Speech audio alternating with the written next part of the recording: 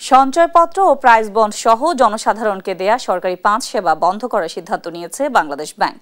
আগামী ২০ নভেম্বর থেকে বাংলাদেশ ব্যাংকের মতিঝিল ও অন্যান্য অফিসে এসব সেবা মিলবে না। তবে বাংলাদেশ ব্যাংক জানিয়েছে এসব সেবা আগের মতোই মিলবে বাণিজ্যিক ব্যাংকগুলোতে। বিস্তারিত প্রতিবেদনে। অক্টোবরে বাংলাদেশ ব্যাংকের মতিঝিল অফিসের সার্ভার জালিয়াতি করে ২৫ লাখ টাকার সঞ্চয়পত্র আত্মসাৎ করে একটি চক্র। এরপর আরও ২ জনের ৫০ লাখ টাকা আত্মসাতের চেষ্টা করলে শেষ সময়ে তা আটকে দেয় কেন্দ্রীয় ব্যাংক। এরপর থেকেই সঞ্চয়পত্র বিক্রি বন্ধ আছে মতিঝিল অফিসে।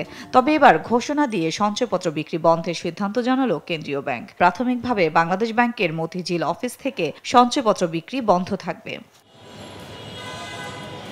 সেই সঙ্গে কাউন্টার থেকে প্রাইজ বন্ড বিক্রি বন্ধ করে দিচ্ছে কেন্দ্রীয় ব্যাংক। গ্রাহক পর্যায়ে ছেঁড়াফাটা নোট বদল কিংবা অটোমেটেড চালান সেবাও আর দেবে না নিয়ন্ত্রক সংস্থাটি।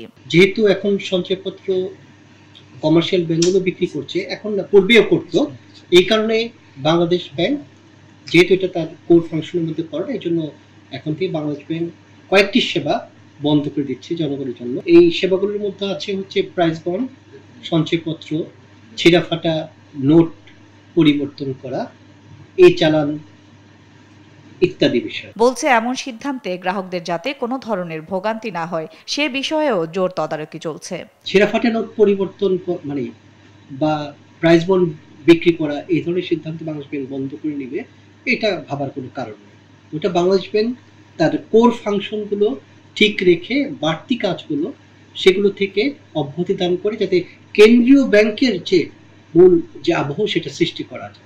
বাংলাদেশ ব্যাংক ছাড়া সরকারি বেসরকারি সব বাণিজ্যিক ব্যাংক, সঞ্চয় অধিদপ্তর ও পোস্ট অফিস থেকে সঞ্চয়পত্র বিক্রি হয়। তবে ভোগান্তি মুক্ত সেবা ও আস্থার কারণে বাংলাদেশ ব্যাংকেই বেশি ভিড় করেন গ্রাহক। গত সেপ্টেম্বর পর্যন্ত হিসেবে গ্রাহকদের ৩,৪০,৪৪৫ কোটি টাকার সঞ্চয়পত্র রয়েছে। এর মধ্যে ৩০% বেশি রয়েছে বাংলাদেশ ব্যাংকের মতিঝিল অফিসে। সাদিয়া লাবনী, দেশ টিভি, ঢাকা।